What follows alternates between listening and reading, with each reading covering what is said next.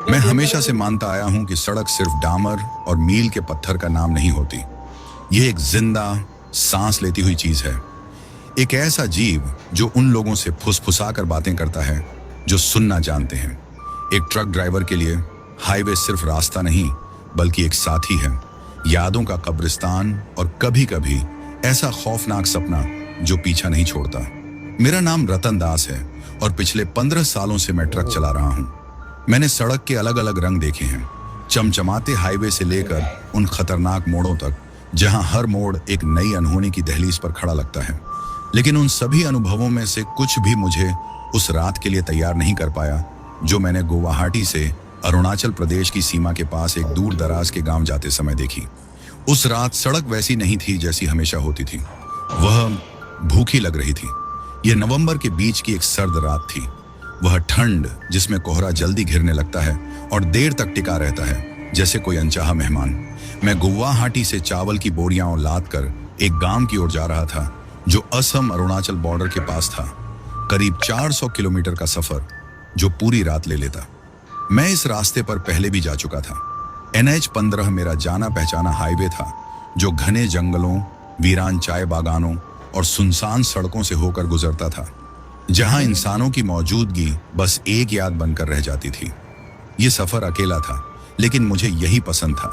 कम लोग, कम परेशानी। गुवाहाटी से चलते चलते रात के 8:30 चुके थे। ट्रक की हेडलाइट अंधेरे को चीरती हुई बस उतना ही रास्ता दिखा रही थी जितना जरूरी था। पीछे छूटता शहर धुंधले स्ट्रीट लाइट्स और धीमी होती गाड़ियों के हॉर्न में घुलता जा रहा था। मेरे पास हमेशा की तरह कुछ जरूरी चीजें थीं।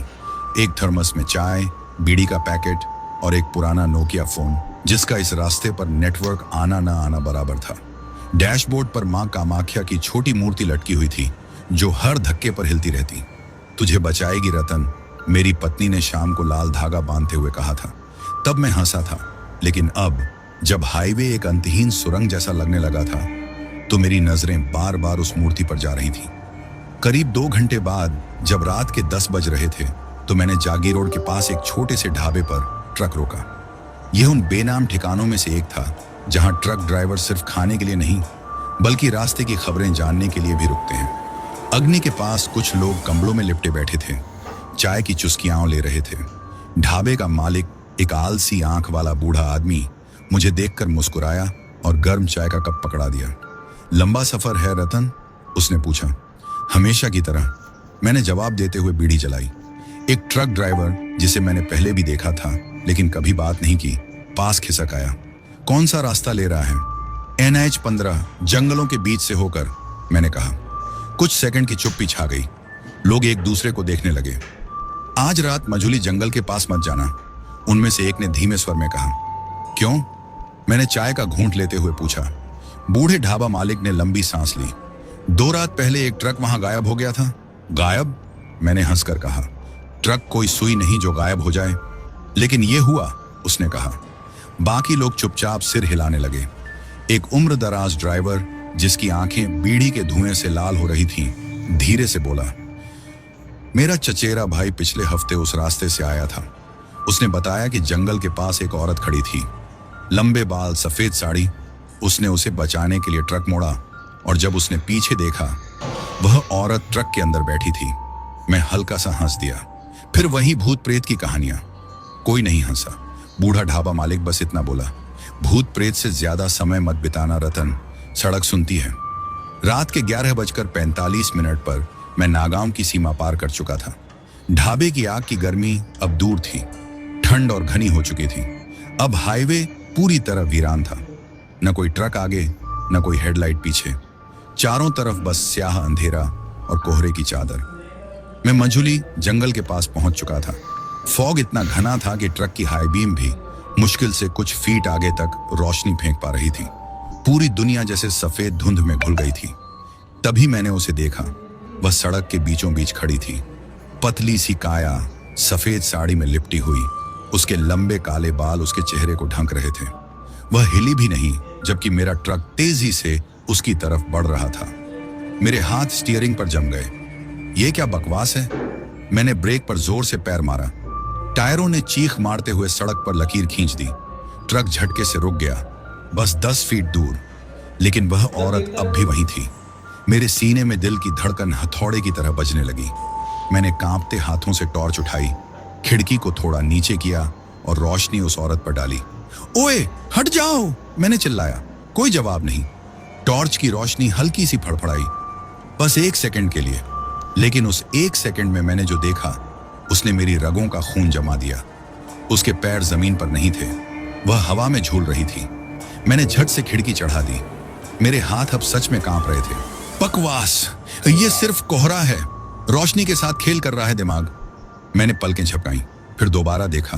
वो जा चुकी थी। न वो चली, न दौड़ी, न जंगल में कहीं गुम हुई, बस गायब। सड़क खाली थी। एक ठंडी सिहरन रीढ़ की हड्डी में रेंग गई। और फिर सन्नाटे के बीच मैंने सुना एक फुसफुसाहट मेरे ट्रक के अंदर से। रातन, मेरा शरीर बर्फ हो गया। मैंने पीछे मुड़कर देखने की हिम्मत नहीं की। नहीं, मैं देख ही नहीं सकता था। सिर्फ एक ही काम कर सकता था, भागना। हर नस में जोर डालकर मैंने एक्सीलरेटर पर पैर मारा। ट्रक दहाड़ते हुए आगे बढ़ा। टायरों ने सड़क को चीर डाला और तभी वो फुसफुसाहट हंसी में बदल गई, गहरी, दरकती हुई, अमानवीय। पीछे छूटती सड़क अंधेरे में समा गई, लेकिन मैं जानता था वो अब भी वहीं थी, देख रही थी, इंतजार कर रही थी। और यह रात अभी शुरू ही हुई थी। मैंने फिर भी रियर व्यू मिरर में देखने की हिम्मत नहीं की। अब हंसी बंद हो चुकी थी, लेकिन मौजूदगी अब भी थी। ट्रक के भीतर की हवा भारी हो गई, दम घोंटने वाली। मेरी उंगलियां स्टीयरिंग पर जम चुकी थीं। हाथ की नसें सफेद पड़ गईं। ट्रक अंधे कोहरे को चीरता जा रहा था। हेडलाइट्स की रोशनी उस धुंध में डूब रही थी। सड़क पर सन्नाटा था, खौफनाक सन्नाटा, जैसे पूरी दुनिया अचानक खत्म हो चुकी थी और मैं अब अकेला था उसके साथ। मैं खुद को समझाने लगा, शायद दिमाग का धोखा था, शायद मैंने कुछ सुना ही नहीं था। लेकिन मेरा शरीर सच जानता था। हर रग चिल्ला रही थी, कुछ तो बहुत गलत है। और फिर ठंडी सांस मेरी गर्दन के पीछे, बर्फ जैसी ठंडी, बहुत करीब। मेरा शरीर पूरी तरह जड़ हो गया। मैं हिल नहीं सका, पलक तक नहीं झपका सका। वो अब यहीं थी, ट्रक के अंदर। मैंने जबरदस्ती अपनी नजरें सड़क पर टिकाए रखी। मैं जानता था, अगर मैंने देखा तो कुछ ऐसा होगा जिसे शब्दों में बयान नहीं किया जा सकता। कुछ भयानक। ट्रक के अंदर तापमान गिरने लगा। मेरी सांस सफेद धुएं में बदल गई। हीटर चालू होने के बावजूद फ्रंट शीशा धुंधला पड़ने लगा। और फिर धीरे धीरे किसी और के शरीर का वजन पैसेंजर सीट पर महसूस हुआ। मैंने सुना, महसूस किया। पैसेंजर सीट धीरे से चरमराई, जैसे किसी ने आगे की ओर झुककर मुझे गौर से देखा हो। मेरे गले से मुश्किल से एक घूंट नीचे उतरा, जैसे कुछ अंदर अटक गया हो।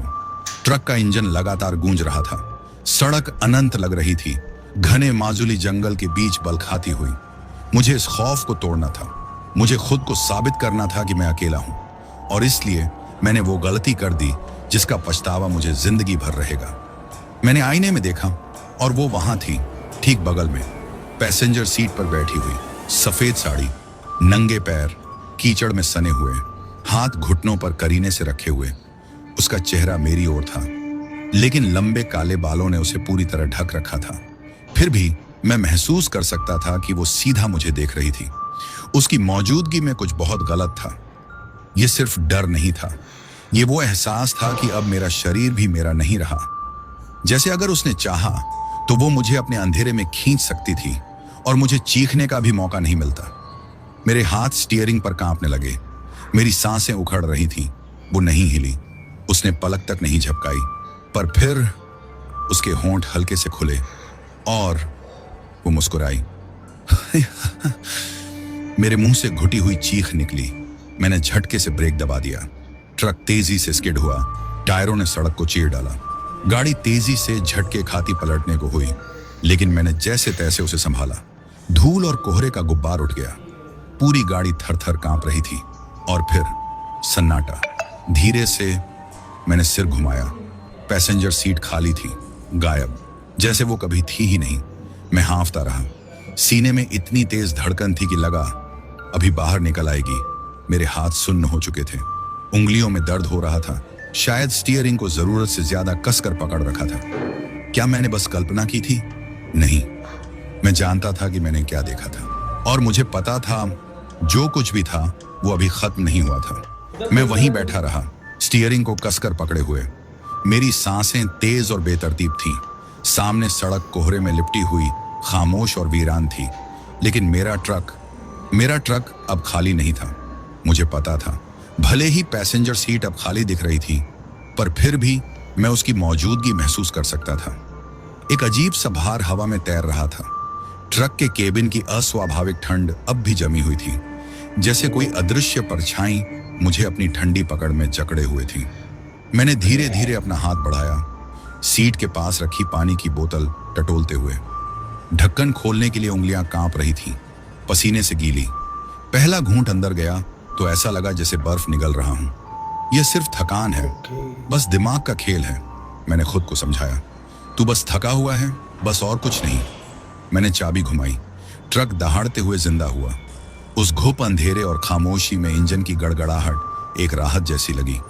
मैंने एक्सीलरेटर दबाया और ट्रक फिर से आगे बढ़ने लगा। मुझे इस जंगल से जल्द निकलना था, लेकिन सड़क अजीब लग रही थी, कुछ बदला सा। मैं इस रास्ते पर सैकड़ों बार सफर कर चुका था, लेकिन आज यह रास्ता वही नहीं था। सड़क के दोनों ओर पेड़ पहले से ऊंचे लग रहे थे, जैसे अपनी टेढ़ी मेढ़ी शाखाओं से कोहरे को नोच रहे हों। कोहरा अब गाढ़ा हो चुका था, इतना गाढ़ा कि ऐसा लगा जैसे यह जिंदा हो। और फिर खामोशी, एक अजीब अस्वाभाविक खामोशी। न झींगुरों की आवाज, न कोई परिंदा, न झाड़ियों में कोई हलचल, कुछ भी नहीं। सिर्फ मेरे ट्रक का धीमा गड़गड़ाता इंजन और मेरी अपनी धड़कनों की आवाज। मैंने रेडियो चालू कर दिया। कोई भी जानी पहचानी आवाज चाहिए थी, कुछ भी जो इस सन्नाटे को तोड़ सके, लेकिन सिर्फ स्टैटिक। खर्ररश, छच, खर्ररश। एक तेज कान चीर देने वाली स्टैटिक आवाज जिसने मेरी रीढ़ में सिहरन दौड़ा दी। मैंने चैनल बदलने की कोशिश की, लेकिन खर्ररश, छच, खर्ररश। और फिर एक आवाज, धीमी फुसफुसाती हुई, जैसे किसी ने सीधा मेरे कानों में कुछ कहा हो। राथन। मैं जम गया, हाथ डायल के ऊपर ठहर गया, सांस हलक में अटक गई। वो आवाज, उसे मेरा नाम पता था। और तभी थक एक तेज, साफ और जानबूझकर दी गई दस्तक गूंजी ट्रक के पैसेंजर साइड की खिड़की से। मेरा पूरा शरीर डर से अकड़ गया। मैंने धीरे से सिर घुमाया। खिड़की पूरी तरह धुंध से ढकी हुई थी, लेकिन वहां शीशे पर एक धुंधला हाथों का निशान उभरा था। मेरा दिमाग सुन्न हो गया। मेरे भीतर से बस एक ही आवाज आई, भाग। मैंने एक्सीलरेटर पर पूरा जोर से पैर मार दिया। ट्रक जोर से झटका खाकर आगे बढ़ा। टायर चीखते हुए सड़क पर घिसट गए। अब कुछ मायने नहीं रखता था, ना स्पीड, ना रास्ता, ना यह कि मैं कितनी लापरवाही से गाड़ी चला रहा था। मुझे बस यहां से दूर जाना था, लेकिन फिर कुछ गड़बड़ थी। सड़क खत्म ही नहीं हो रही थी। मैं 1 घंटे से भी ज्यादा चला रहा था। अब तक मुझे अगले हाईवे चेक पोस्ट तक पहुंच जाना चाहिए था, लेकिन सामने वही रास्ता, वही घुमावदार सड़क, वही घना कोहरा, जैसे मैं एक ही जगह फंसा हुआ था। मुझे पसीना आ गया। मैंने फोन निकाला, कोई नेटवर्क नहीं। फिर मैंने ग्लव कंपार्टमेंट से अपना पुराना कंपास निकाला। पुरानी आदत, जब ड्राइविंग शुरू की थी तब से इसे रखता आया था। सुई बेतहाशा घूम रही थी, रुकने का नाम ही नहीं ले रही थी। मेरा पेट मरोड़ खाने लगा। ये सब सच नहीं है, ये सब बस दिमाग का वहम है। और तभी आवाज आई, कोई हलचल ट्रक के पीछे से, बाहर से नहीं, अंदर से। चावल के बोरे हिल रहे थे। मेरा दिल उछलकर गले में आ गया। मैंने रियर व्यू मिरर में झांका। पहले तो कुछ नहीं दिखा, बस वही अंधेरा, वही चावल के ढेर। लेकिन फिर एक बोरा हिला और कुछ उसके पीछे से रेंग कर बाहर आया। एक सफेद पतली सी भुजा, लंबी अजीब तरह से मुड़ी हुई उंगलियां, और फिर चेहरा, वही सफेद साड़ी वाली औरत। लेकिन इस बार मैं उसे पूरी तरह देख सकता था। उसकी आंखें काली, गहरी, खाली, और वे सीधा मुझे देख रही थी। फिर उसके होंठ धीरे धीरे खुले और उसने फिर फुसफुसाया, तू यहां से जा नहीं सकता। राचना। ट्रक बेकाबू होकर सड़क से उतर गया। ट्रक पलट गया। जैसे ही ट्रक ने सड़क छोड़ी, मैंने पूरी तरह नियंत्रण खो दिया। पहिए गीली मिट्टी में फिसले, पूरी गाड़ी एक तरफ झुक गई, और फिर सब कुछ उल्टा हो गया। धड़ाम। एक जोरदार धमाका, मेरे सिर पर जबरदस्त झटका लगा और स्टीयरिंग से टकराते ही तेज दर्द का झटका पूरे बदन में दौड़ गया। दुनिया घूम गई, आंखों के सामने अंधेरा छाने लगा, सर फटा जा रहा था, कानों में एक अजीब सी गूंज, इंजन की आखिरी हिचकियां। कुछ पल के लिए सब कुछ शांत हो गया, बस सांसों की तेज आवाज, सीने में तेज धड़कनों की गूंज, माथे से गर्म लहू की एक पतली धार बह निकली। लेकिन मैं जिंदा था, किसी तरह बच गया था। मैंने कांपते हुए गहरी सांस ली, चारों तरफ देखा।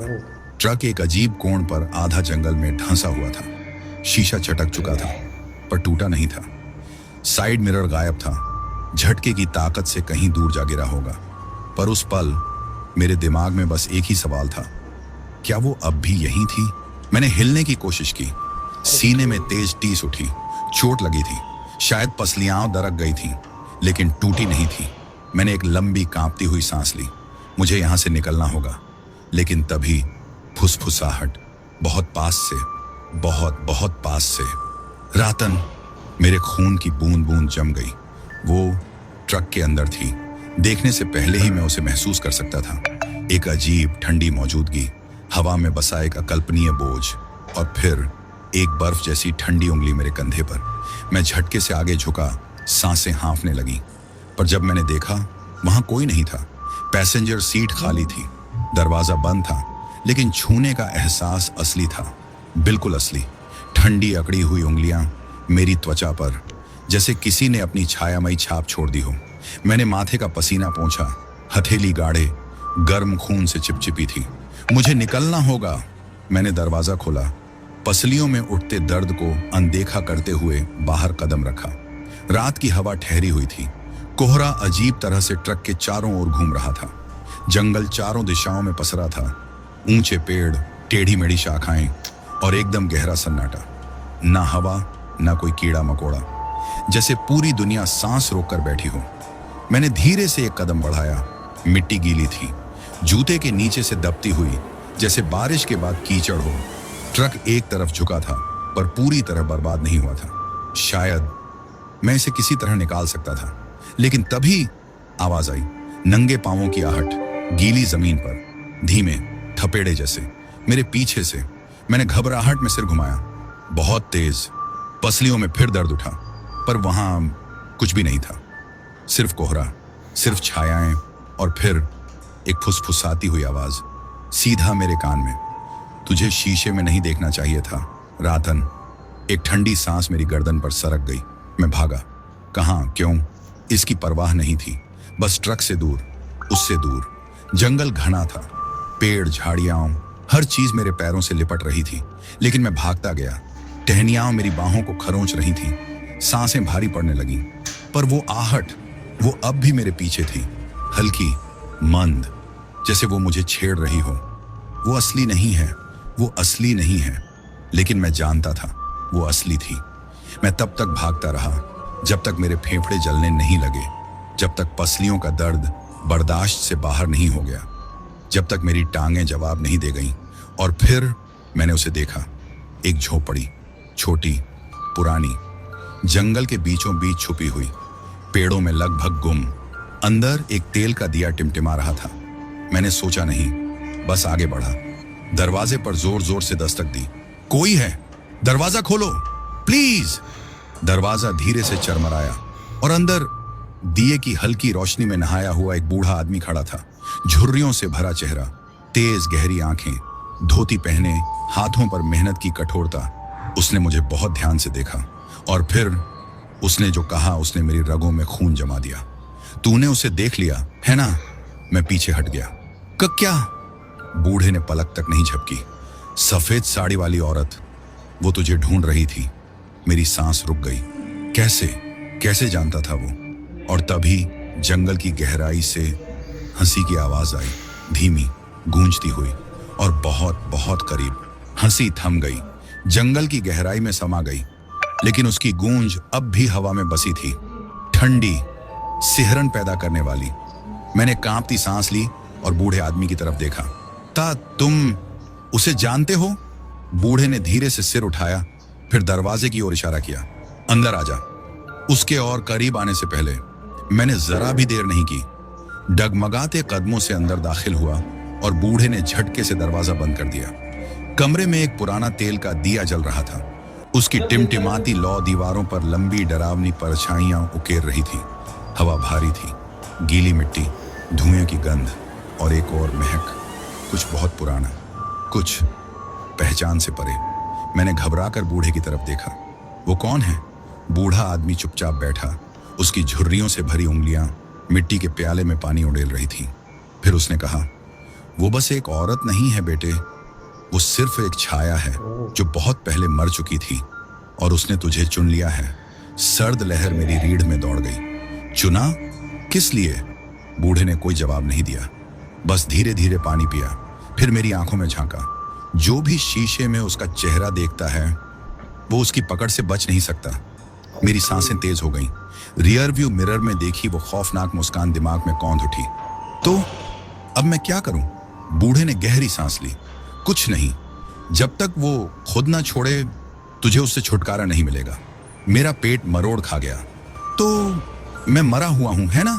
बूढ़ा आदमी एक पल को चुप रहा, फिर उसने ऐसा कुछ कहा जिसने मेरी रगों में खून जमा दिया।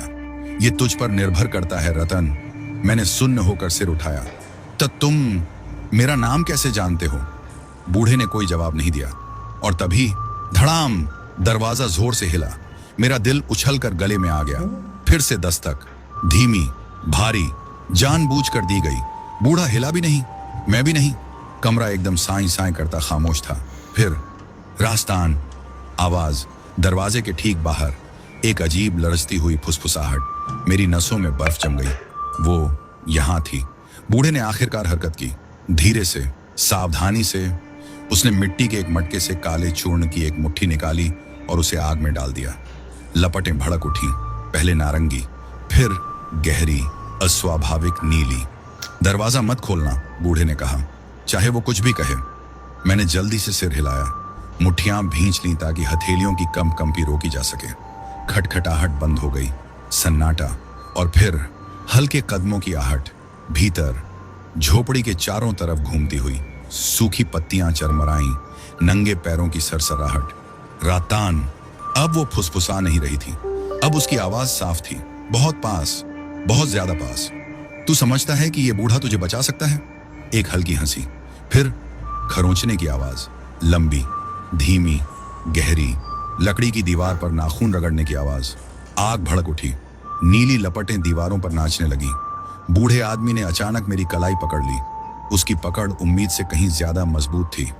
उससे कोई बात मत करना, वह फुसफुसाया, उसकी मौजूदगी को मत मानना, वो ध्यान से ताकत हासिल करती है। मैंने होंठ भींच लिए, खरोंचने की आवाज थम गई, फिर से वो भारी डरावनी खामोशी। बूढ़े ने अब भी मेरी कलाई नहीं छोड़ी थी, उसकी आंखें दरवाजे पर टिकी थीं। तभी एक अजीब आवाज, मुलायम, गीली, टप टप, कुछ बूंदें टपकने की आवाज। मैंने जरा सा सिर घुमाया और उसे देखा। एक अकेली खून की बूंद छत से टपकती हुई ठीक मेरे सामने। मैं बर्फ की तरह जम गया। फिर एक और बूंद और फिर वो आवाज ऊपर से। क्यों नजरें ऊपर नहीं उठा रहे रातान? मेरी सांस अटक गई, बूढ़े की पकड़ और कस गई।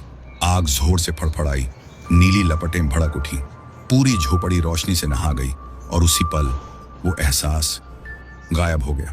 हवा हल्की हो गई, जंगल फिर से मौत जैसी खामोश, लेकिन मेरा शरीर अब भी सिहरन से जकड़ा हुआ था। बूढ़े ने मेरी कलाई छोड़ दी।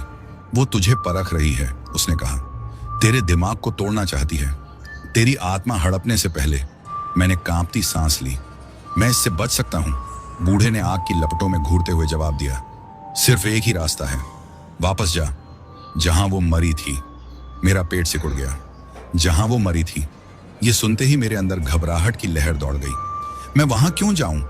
मैं मुश्किल से जान बचाकर निकला था और अब ये आदमी मुझसे कह रहा था कि मैं वहीं लौटूं। ये तो मौत को बुलाने जैसा है। मैंने सरगोशी की। बूढ़े की आंखों में कोई झिझक नहीं थी। यही एक रास्ता है, उसने कहा। कोई और उपाय नहीं? कोई पूजा, कोई मंत्र? नहीं, वो अब तुझसे बंध चुकी है। इस बंधन को तोड़ने के लिए तुझे वहां जाना होगा जहां ये सब शुरू हुआ था। मैंने घुटकर सांस ली। क्या मैं भाग सकता था? क्या मैं ट्रक लेकर यहां से निकल सकता था? पर एक सच्चाई मैं पहले ही जान चुका था। वो मेरे पीछे आएगी, वो कभी नहीं रुकेगी। अभी भी मुझे एहसास हो रहा था कि कोई मेरी हर हरकत देख रहा था। छुपकर, इंतजार में। मेरी रीढ़ में एक ठंडी लहर दौड़ गई। कहाँ? मेरी आवाज एक कांपती हुई फुसफुसाहट थी। बूढ़े ने धीमी सांस ली। पुराने ब्रह्मपुत्र पुल पर, उसने कहा। बहुत साल पहले वो वहीं मरी थी और वो जगह अब भी उसके दर्द को थामे हुए है। मेरा सिर हल्का हो गया। मैं वो पुल जानता था, कई बार उस पर से ट्रक निकाला था, पर मुझे कभी नहीं पता था कि वो जगह श्रापित थी। मैंने घबराकर मुट्ठियां भींच ली। मुझे वहां जाकर करना क्या होगा? बूढ़ा एक पल को रुका, फिर उसने वो शब्द कहे जिन्होंने मेरी आत्मा तक को जमा दिया। तुझे उसे फिर से देखना होगा रतन। बूढ़े ने मुझे जाने से पहले एक छोटी पोटली दी। उसमें राख, नमक और कुछ और था, कुछ जिसकी गंध पुरानी और रहस्यमयी थी। जब वो तुझे दिखे ये नदी में फेंक देना, उसने कहा, और कुछ भी हो जाए उसे तुझे छूने मत देना। मैंने जल्दी से सिर हिलाया, पोटली को कसकर पकड़ लिया। ये मेरी आखिरी उम्मीद थी। मैंने वक्त बर्बाद नहीं किया। जंगल अब भी अजीब तरह से शांत था, लेकिन हर कदम पर मुझे लगता रहा कोई छुप कर देख रहा है, धैर्यपूर्वक, बिना हिले। जब मैं ट्रक तक पहुंचा, मैंने तेजी से अंदर घुसकर इग्निशन घुमाया। इंजन गड़गड़ाया और जोर से दहाड़ उठा। मेरे सीने में राहत की एक लहर दौड़ गई। शायद, बस शायद, मैं इस रात से बच सकता था। मैंने ट्रक को हाईवे पर चढ़ा दिया, पुराने पुल की तरफ। रास्ता वीरान था, कोहरे की परतें मोटी होती जा रही थी। फिर 1 घंटे बाद मैंने उसे देखा। पुल ब्रह्मपुत्र पर फैला हुआ, एक कंकाल जैसी उंगलियों की तरह पसरा हुआ, टूटा फूटा, बूढ़ा। और जैसे ही मैंने पुल देखा, मेरे ट्रक के अंदर की हवा बर्फ जैसी ठंडी हो गई। मैंने दांत भींच लिए। अभी नहीं चुड़ैल, मैं बड़बड़ाया। अभी नहीं। मैंने पुल के ठीक पहले ट्रक रोक दिया। नीचे बहता ब्रह्मपुत्र काला और अथाह लग रहा था। धारा कुछ ज्यादा ही तेज थी, जैसे वो भी किसी चीज का इंतजार कर रहा हो। मैंने पोटली कसकर पकड़ी और ट्रक से नीचे उतरा। हवा एक अजीब गंध से भरी हुई थी, गीली मिट्टी, सड़े हुए फूल और कुछ बदबूदार। मैंने आगे कदम बढ़ाया, एक कदम, फिर दूसरा। हर कदम ऐसा लग रहा था जैसे मैं अपनी ही कब्र की तरफ बढ़ रहा हूं। फिर एक फुसफुसाहट, रातान। मैं वहीं थम गया। कोहरा हिलने लगा, मेरे चारों ओर घूमता हुआ, जैसे कोई अदृश्य हाथ मुझे छू रहा हो। और फिर वो बाहर आ गई। वो पुल के बीचों बीच खड़ी थी, नंगे पैर, भीगती हुई। उसकी सफेद साड़ी पानी से लथपथ थी, उसका पतला शरीर उससे चिपका हुआ, लंबे गीले बाल उलझे हुए। उसके चेहरे का ज्यादातर हिस्सा ढंका हुआ, लेकिन बालों के बीच से मैंने उसकी मुस्कान देखी, टेढ़ी, चौड़ी, और उसमें बहुत ज्यादा दांत थे, असामान्य रूप से ज्यादा। मेरा शरीर सिहर उठा, लेकिन मैंने खुद को हिलने नहीं दिया। तू वापस आ गया, उसने फुसफुसाया। जैसा मैंने सोचा था, ठीक वैसा ही। उसकी आवाज धीमी थी, मुलायम, लेकिन उसमें कुछ गलत था, कुछ भूखा। मैंने जबरदस्ती अपनी सांसें काबू में रखी। मुझे पता है तेरा क्या हुआ था, मैंने कहा। मुझे पता है तू कैसे मरी। उसने सिर झुका लिया, ऐसे जैसे उसकी गर्दन हड्डी की तरह नहीं, रबर की बनी हो। सच में? एक ठंडी लहर मेरी रीढ़ में दौड़ गई। मैंने पोटली पर पकड़ और मजबूत कर ली। तुझे धोखा दिया गया था, मैंने कहा। किसी ने तुझे मरने के लिए छोड़ दिया? एक पल के लिए उसकी मुस्कान फीकी पड़ गई और उसकी आंखों में कुछ और झलकने लगा, कुछ टूटा हुआ, पर वो बस 1 सेकंड के लिए था। फिर उसने एक कदम मेरी तरफ बढ़ाया। नीचे पुल की लकड़ी चरमराई। कोई फर्क नहीं पड़ता, उसने फुसफुसाया, क्योंकि अब तू मेरा है, रातान। हवा भारी हो गई, मेरे सीने पर बोझ बढ़ने लगा। मुझे पता था अगर मैंने अभी कुछ नहीं किया तो बहुत देर हो जाएगी। मेरे हाथ कांप रहे थे, लेकिन मैंने पोटली जोर से पकड़ी और मैंने राख नदी में फेंक दी। जैसे ही राख ने पानी को छुआ, हवा धमाके की तरह गूंज उठी। एक चीख, तेज, भयानक, अमानवीय, रात के अंधेरे को चीरती हुई। वो औरत झटके से पीछे हटी। उसका शरीर ऐंठने लगा, मरोड़ खाता हुआ, जैसे कोई अदृश्य हाथ उसे खींच रहा हो। नहीं, वो दहाड़ उठी। तू मुझे छोड़कर नहीं जा सकता। हवा गरज उठी, कोहरा उबलने लगा और फिर मैंने उसका असली रूप देखा। काले खोखले गड्ढों जैसी आंखें, एक मुंह जो खिंचता गया, और खींचता गया, इतना चौड़ा कि सिर्फ अंधेरा रह गया। फिर वो चली गई। कोहरा छूट गया, हवा फिर से गर्म हो गई, पुल खाली था। मैं लड़खड़ा गया, मेरी सांसें उखड़ चुकी थीं। मैं जिंदा था, मैं बच गया था। मैंने नदी की ओर देखा, अब शांत थी, जैसे कुछ हुआ ही ना हो। और पहली बार मैंने हल्की सी हंसी छोड़ी। सब खत्म हो गया था, या मैंने यही सोचा था, क्योंकि जब मैं वापस मुड़ा, ट्रक का रियर व्यू मिरर दरक चुका था और उस टूटी हुई परछाई में वो मुस्कुरा रही थी, अब भी देख रही थी। मैं जड़ हो गया। रात स्थिर थी, लेकिन मेरे भीतर कुछ उथल पुथल मचा रहा था। ट्रक के टूटे शीशे में कुछ ऐसा दिख रहा था जो वहां नहीं होना चाहिए था। उसकी मुस्कान खिंची हुई, गलत, अमानवीय। मैंने राख बहा दी थी। मैंने वही किया जो बूढ़े आदमी ने कहा था। तो फिर वो अब भी यहां क्यों थी? मेरी रीढ़ में एक ठंडा पसीना बह निकला। मैंने धीरे से एक कदम आगे बढ़ाया। छर्रा, कंकड़ फिसल कर खाई में गिर गए। रात फिर से शांत थी, लेकिन मुझे महसूस हो रहा था कि कोई मुझे देख रहा है, कहीं पास ही से। मैंने जबरदस्ती निगलते हुए खुद को समझाया, ये बस मेरा वहम है। मैंने ट्रक के दरवाजे की ओर हाथ बढ़ाया और रुक गया। मेरी सांस अटक गई, क्योंकि अब शीशे में उसकी मुस्कान बदल गई थी। उसके होंठ पीछे खींच गए थे, काले सड़े हुए मसूड़े, टूटे फूटे टेढ़े मेढ़े दांत, और उसकी आंखें सीधे मुझ पर जमी थीं। मैंने झटके से हाथ पीछे खींच लिया। नहीं नहीं नहीं नहीं, ये सच नहीं हो सकता। लेकिन शीशा झूठ नहीं बोलता। वो अब भी वहीं थी, अब भी देख रही थी, अब भी मुस्कुरा रही थी। और फिर ट्रक का इंजन अचानक चालू हो गया, बिना किसी के अंदर बैठे।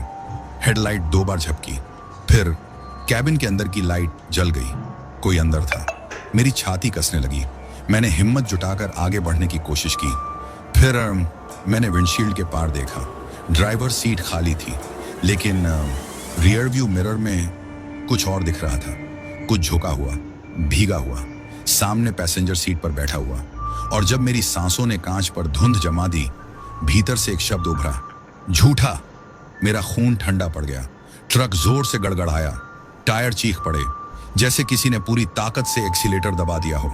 ट्रक जोर से आगे बढ़ा, हेडलाइट्स कोहरे को भेदती चली गईं, और फिर अचानक सब शांत हो गया। इंजन बंद हो गया, मौत जैसी खामोशी छा गई। मेरा दिल उछलकर गले में आ गया। रात गाड़ी हो गई थी, बोझिल और दम घोंटने वाली। और फिर छर्रर्र, ट्रक का दरवाजा अपने आप खुल गया। मैंने कुछ नहीं सोचा, मैं मुड़ा और दौड़ पड़ा गांव की तरफ। बिना रुके मेरे फेफड़े जल रहे थे, टांगें दर्द से चीख रही थीं, लेकिन मैं रुका नहीं। पीछे मुड़कर देखने की हिम्मत नहीं थी। जब तक मैं बूढ़े आदमी के घर तक नहीं पहुंचा, मैंने अपनी रफ्तार नहीं कम की। दरवाजा खोलो, मैं हांफते हुए चिल्लाया। प्लीज दरवाजा खोलो। कुछ देर तक कोई जवाब नहीं आया। फिर क्लिक, कुंडी खुली। दरवाजा धीरे से खुला और अंधेरे में बूढ़े आदमी का चेहरा उभरा। उसकी आंखों में मुझे देखते ही कुछ बदल गया। उसकी आवाज शांत थी, लेकिन उसमें एक ठंडक थी। वो अभी भी है ना? मैंने धीरे से सिर हिला दिया। छाती धौंकने की तरह चल रही थी। वो एक पल खामोश रहा, फिर उसने कहा, अंदर आ जाओ बेटा। मैंने एक पल भी देर नहीं की।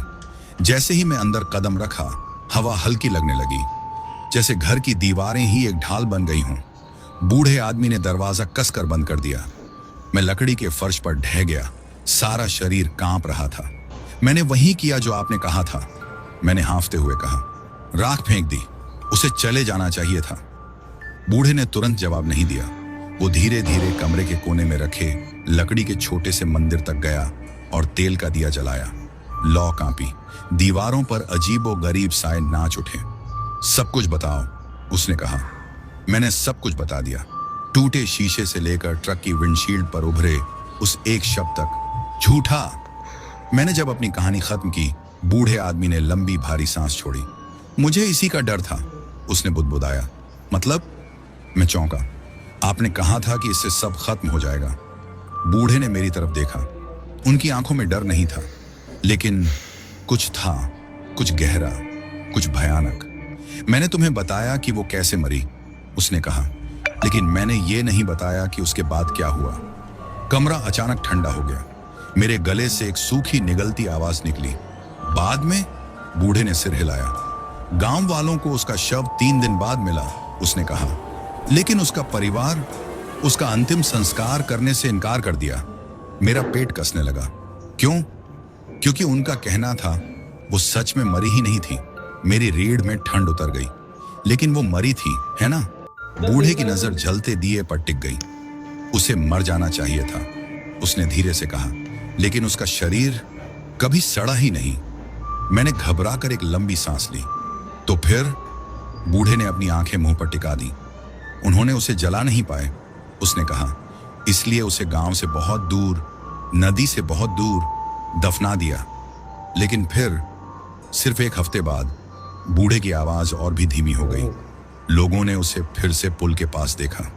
एक सफेद साड़ी में भीगी हुई औरत जो राहगीरों को मदद के लिए हाथ हिला रही थी। मेरा दिल डूब गया। और जो रुका, मैंने फुसफुसाया। बूढ़े का चेहरा और सख्त हो गया। वो कभी वापस नहीं आया। कमरे में चुप्पी छा गई। दिए की लौ डगमगाई। मैंने थूक निगलते हुए पूछा, अब मुझे क्या करना होगा? बूढ़े ने मुझे लंबी नजर से देखा, फिर धीरे से कहा, तुम्हें उसकी कब्र ढूंढनी होगी और जो अधूरा रह गया था उसे खत्म करना होगा। मेरा गला सूख गया। मतलब? उसका शरीर जलाओ रतन, बूढ़े ने हल्के लेकिन ठोस स्वर में कहा, वरना वो तुम्हें कभी छोड़कर नहीं जाएगी। मैंने गहरी सांस ली। उसका शरीर जलाना होगा। मैं एक ट्रक ड्राइवर था, भूत भगाने वाला नहीं, लेकिन अंदर कहीं मुझे पता था यह एकमात्र रास्ता था, क्योंकि अब भी इस घर के भीतर भी मैं उसे महसूस कर सकता था। देख रही थी, इंतजार कर रही थी। और जब मेरी नजर दरवाजे के पास टंगे छोटे से आईने पर पड़ी, वो वहां थी, फिर से मुस्कुराती हुई। उसका शरीर जलाओ रतन, बूढ़े आदमी के शब्द मेरे कानों में गूंजे, वरना वो तुम्हें कभी छोड़कर नहीं जाएगी। मैंने माथे से पसीना पोंछा और लंबी सांस ली। कहाँ दफनाया है उसे? बूढ़े ने थोड़ी देर सोचा, फिर खिड़की की ओर देखा, जैसे बाहर उसकी परछाई खड़ी हो। गहरे जंगल में, उसने फुसफुसाया, पुराने मंदिर के पार। कोई वहां नहीं जाता। मेरी रीढ़ में झुरझुरी दौड़ गई। क्यों? बूढ़े की आवाज और ठंडी हो गई। क्योंकि जो वहां जाते हैं वो वापस नहीं आते। लेकिन मेरे पास कोई और रास्ता नहीं था। मुझे वहां तक जाने का रास्ता बताओ, मैंने कहा। मैं तड़के रवाना हो गया। ट्रक का इंजन गूंज उठा। सुनी सड़कें, हेडलाइट्स कोहरे को चीरती हुई, और सामने जंगल, पेड़ों का एक अंधेरा समंदर, झाड़ियों से ढका पुराना मंदिर मोस और सड़ांध में डूबा हुआ। मैंने ट्रक पार्क किया। एक फावड़ा, कैरोसिन, माचिस, सब उठा लिया। जंगल में कदम रखते ही हवा भारी लगने लगी, जैसे कोई मुझे देख रहा हो। पेड़ फुसफुसा रहे थे, पत्तियां हिल रही थीं, लेकिन हवा बिल्कुल नहीं चल रही थी। और फिर कहीं गहराई में एक हंसी गूंजी। मैं ठिठक गया। धीरे धीरे एक सिसकारी जैसी, फिर एक हल्की खिलखिलाहट, एक सरसराती खोखली हंसी, और फिर वो बढ़ने लगी, करीब आती हुई और करीब। मैंने कुछ नहीं सोचा, बस दौड़ पड़ा पेड़ों के बीच से, टूटे पत्थरों और सड़ते हुए पेड़ों को पीछे छोड़ता हुआ। कब्र यहीं कहीं होनी चाहिए थी। मैं लड़खड़ाते हुए एक खुली जगह पर पहुंचा, और वो वहीं थी, मिट्टी का एक उभरा हुआ टीला। कोई नाम नहीं, कोई निशान नहीं, लेकिन मुझे पता था ये उसी की कब्र थी। मैंने फावड़ा जमीन में घुसा दिया। जंगल कांप उठा। हंसी अचानक रुक गई, लेकिन अब जो खामोशी छा गई थी वो और भी डरावनी थी, क्योंकि अब मैं किसी की सांसें सुन सकता था, ठीक मेरे पीछे। मैंने धीरे धीरे गर्दन घुमाई। जंगल खाली था, लेकिन मेरी परछाई मेरी नहीं थी, वो उसकी थी। मैंने खुदाई तेज कर दी। मिट्टी गीली थी, भारी थी। हर फावड़े की भराई 100 किलो जैसी लग रही थी। हाथ कांप रहे थे, लेकिन मैं रुका नहीं। और फिर थक, फावड़ा किसी ठोस चीज से टकराया। मेरा पेट मरोड़ खा गया। मैंने मिट्टी हटाई। दिल इतनी जोर से धड़क रहा था कि पसलियां कांप रही थीं। एक लकड़ी का ताबूत दिखाई दिया, पुरानी काली पड़ चुकी लकड़ी, ढक्कन हल्का सा खुला हुआ, अंदर कुछ हिला। मैंने जबड़े भींच लिए, मुझे यह करना ही था। कांपते हाथों से मैंने ताबूत का ढक्कन खोला, और फिर मैंने उसे देखा। उसकी सफेद साड़ी अब भी भीगी हुई थी, जैसे वो अभी अभी नदी से निकाली गई हो। उसकी त्वचा फूली हुई, राख जैसी, होंठ एक जमी हुई चीख में ऐंठे हुए, लेकिन उसकी आंखें खुली थीं, सीधी मुझ पर टिकी हुई। और फिर उसने पलक झपकाई। मैं घबराकर पीछे गिर पड़ा। सांस हलक में अटक गई। वो हिल रही थी, उसकी उंगलियां कांपने लगी, होंठ फड़फड़ाए। रतन। मेरा खून बर्फ बन गया। उसे मेरा नाम पता था। मैंने कांपते हाथों से केरोसिन निकाला और ताबूत पर उड़ेल दिया। तेज गंध हवा में घुल गई और फिर वो हंसी। एक हाथ ताबूत से बाहर निकला, गला पकड़ने के लिए। ठंडा, गीला, जैसे कोई मरा हुआ हाथ। मैंने माचिस उठाई। नहीं नहीं नहीं नहीं, उसने फुसफुसाया। चक। लपटें भड़क उठी, अग्नि दहाड़ने लगी। चीखों से जंगल गूंज उठा। सिर्फ एक नहीं, कई आवाजें। आग तेज हुई, जंगल कांपा और फिर अंधेरे से एक परछाई निकली, अजीब, भयानक, आग, पानी और मौत से बनी हुई। वो मुझ पर झपटी और अचानक गायब हो गई। बस यूं ही जंगल फिर से शांत हो गया। लपटें तब तक जलती रहीं जब तक सब राख में तब्दील नहीं हो गया। खत्म हो गया। मैं जिंदा था, लेकिन जंगल के किसी कोने में जब आखिरी चिंगारी बुझी, मैंने सुना, अब भी कहीं दूर वो हंस रही थी। मैं वहीं खड़ा रहा, सांसें उखड़ी हुई, जलती हुई आखिरी लपटों को देखता रहा। हवा में जले हुए मांस और केरोसिन की तेज गंध घुली हुई थी। सब खत्म हो गया, या कम से कम मुझे यही लगा। जैसे ही मैंने वापस लौटने के लिए कदम बढ़ाया, मेरा शरीर अचानक भारी लगने लगा। जंगल पहले से ज्यादा अंधेरा लग रहा था, जैसे पेड़ करीब आ गए हों, जैसे उनकी टेढ़ी मेढ़ी शाखाएं मुझे पकड़ने के लिए बढ़ रही हों। और फिर एक सरसराती फुसफुसाहट। रतन, तुम समझते हो कि आग मुझे खत्म कर सकती है? मैं जड़ हो गया। आवाज पीछे से आई थी, राख से। मैं मुड़ना नहीं चाहता था, लेकिन मैंने मुड़कर देखा। कब्र खाली थी। ताबूत झलकर सिर्फ काली लकड़ियों का ढेर बन चुका था। फिर भी मैं जानता था कि वो यहीं थी। एक ठंडी हवा जंगल में दौड़ गई, गीली मिट्टी और सड़न की बदबू साथ लाती हुई। अंधेरे में कुछ हिला, ना इंसान ना जानवर, कुछ और। धुएं के बीच एक आकृति बनने लगी। उसका चेहरा, एक टेढ़ी मुस्कान, काले गड्ढों जैसे चमकते हुए नफरत से भरे हुए आंखें। मैं कभी तुम्हें छोड़कर नहीं जाऊंगी रतन। मैं भागा, पेड़ों के बीच से, जड़ों के ऊपर से, पुराने मंदिर के पास से। मेरे फेफड़े जल रहे थे, दिल पागलों की तरह धड़क रहा था। मैं बिना रुके दौड़ता रहा जब तक कि मैं अपने ट्रक तक नहीं पहुंच गया।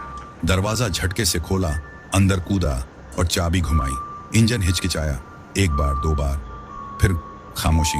नहीं, अभी नहीं। मैंने डैशबोर्ड पर जोर से मुक्का मारा और फिर आईने में एक परछाई। टूटे हुए साइड मिरर में वो थी, ट्रक के पीछे बैठी हुई, गीली, मुस्कुराती हुई। मेरी उंगलियां सुन्न पड़ गईं। मैंने सिर घुमाया, पीछे कुछ नहीं था, लेकिन आईना कभी झूठ नहीं बोलता। मैंने झट से रियरव्यू मिरर पकड़ा और उसे नोचकर बाहर फेंक दिया। अगर वो मुझे परछाइयों और आईनों में देख रही थी तो मैं उसे ये मौका नहीं दूंगा। लेकिन जैसे ही मैंने आईना फेंका, वो हंसी, गहरी, भयानक, एक अधमरी आत्मा की हंसी। और फिर ट्रक खुद ही स्टार्ट हो गया। हेडलाइट्स टिमटिमाई, रेडियो अपने आप ऑन हुआ। भिनभिनाहट, अजीब सी गूंज, फिर एक आवाज, तुम मुझसे भाग नहीं सकते रतन। गियर अपने आप शिफ्ट हुआ, ट्रक आगे बढ़ने लगा। स्टीयरिंग अपने आप घूम रहा था, मुझे फिर से उसी जंगल में ले जाने के लिए। नहीं, मैंने स्टीयरिंग पकड़ लिया, जबरदस्ती उसे घुमाने की कोशिश की, लेकिन ट्रक मेरी नहीं, उसकी सुन रहा था। स्पीडोमीटर की सुई चढ़ती गई, 40, 60, 80।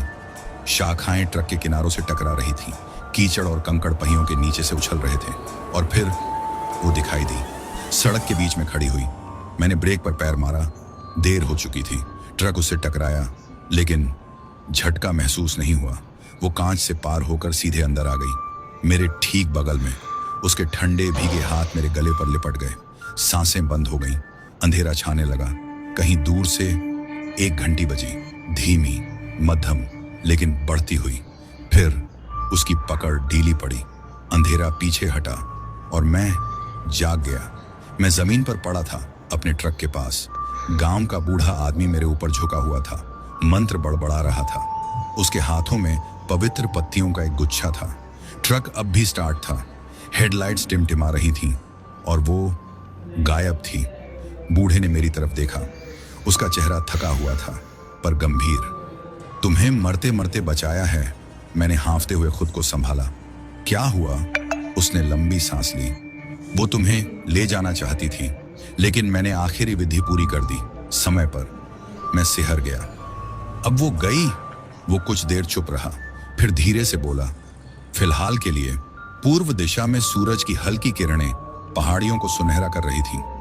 मैं ट्रक के टायर के सहारे पीठ टिकाकर बैठ गया। सांसें अब भी बेतरतीब चल रही थीं। बूढ़ा मेरे पास बैठा। खत्म हो गया, उसने कहा। मैं उसे सच मानना चाहता था। मैंने अपने ट्रक की ओर देखा। इंजन अब भी चल रहा था। धातु पर जंगल के निशान थे, कीचड़, खरोंचे, टेढ़ा शीशा और विंडशील्ड पर हल्की धुंधली छाप उसकी। लेकिन वो जा चुकी थी। मुझे महसूस हो रहा था वो भारीपन जो दिनों से मेरे साथ था वो खत्म हो चुका था। हवा साफ थी, फुसफुसाहटें बंद हो चुकी थीं। तुम्हें यकीन है? मैंने पूछा। मेरी आवाज बस एक फुसफुसाहट भर थी। बूढ़े आदमी ने सिर हिलाया। हाँ, तुमने उसकी राख जला दी और मैंने आखिरी विधि पूरी कर दी। अब उसके लौटने की कोई वजह नहीं बची। मेरे गले में कुछ अटक गया। यकीन करना मुश्किल था कि इतनी ताकतवर, इतनी बदला लेने वाली आत्मा को इतनी आसानी से हराया जा सकता था। लेकिन मैंने उसकी बातों पर भरोसा किया तो सब खत्म हो गया। कई दिनों बाद पहली बार मैंने खुद को हल्का महसूस किया। लेकिन जाने से पहले मैं एक बार फिर जंगल के पास पुराने मंदिर गया। गांव वाले वहां जमा थे, धीमी आवाज में बातें करते हुए। उनके चेहरों पर डर और सुकून दोनों थे। कुछ ने अपने परिवार के लोगों को उसकी बद्दुआ में खोया था, बाकी बचपन से उसकी डरावनी कहानियां सुनते आए थे। तुमने वो कर दिखाया जो हम में से कोई नहीं कर सका, एक बुजुर्ग औरत ने कहा, झुर्रियों भरे हाथ जोड़ते हुए। तुमने उसकी आत्मा को मुक्त कर दिया। मैंने सिर हिलाया, लेकिन अंदर से यकीन नहीं था। क्या मैंने उसे मुक्त किया था या उसे मिटा दिया? पर जो भी हुआ हो, वो जा चुकी थी। बूढ़े आदमी ने मुझे एक ताबीज दिया। इसे अपने पास रखना, उसने कहा। अगर उसकी छाया कहीं बाकी भी है तो ये तुम्हारी हिफाजत करेगा। मैंने ताबीज को चुपचाप अपनी जेब में रख लिया। फिर बिना पीछे देखे मैं अपने ट्रक में बैठा और घर की ओर चल पड़ा। सड़कें अब अलग लग रही थीं। पेड़ अब वैसे नहीं झुके थे जैसे मुझे घूर रहे हों। साए अब मेरा नाम नहीं फुसफुसा रहे थे। बहुत अरसे बाद मैं सिर्फ एक ट्रक ड्राइवर था, ना भूत, ना श्राप, ना डरावने सपने। जैसे जैसे मेरा ट्रक असम की जानी पहचानी सड़कों से गुजरा, मैंने महसूस किया जिंदगी वापस लौट रही थी। गांवों में लोग अपने काम में लगे थे। बच्चे चाय की दुकानों के पास खेल रहे थे। ताजी चाय की महक हवा में घुली हुई थी। थोड़ी देर आराम करने के लिए मैंने एक ढाबे पर ट्रक रोका। मालिक, जिससे मैं कई बार मिल चुका था, मुस्कुराते हुए बोला, कहाँ गायब थे रतन? तुम्हारी शक्ल देखकर लग रहा है जैसे किसी भूत को देख लिया हो। मैं हल्का सा मुस्कुराया। कुछ ऐसा ही समझ लो।